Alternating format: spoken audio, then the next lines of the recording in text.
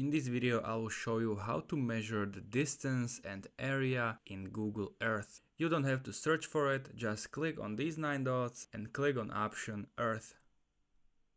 Once you have Google Earth open, find the area you want to measure, for example, New York and Philadelphia. Click on this icon, measure distance and area. Now click to points on the map to measure distances. I'm gonna click on New York and Philadelphia.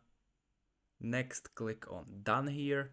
And as you can see, it's 5 million inches between these two cities. Now click here to show more options and select your preferred metrics. For example, miles, and it says that center of New York is 80 miles from the Philadelphia, but only the flying line. You can also adjust this line, grab it in the middle and place it to another point. For example, Allentown. Now you can see here the length of these places. It's 125 miles. You can play with it. I hope you find it helpful. See you next time.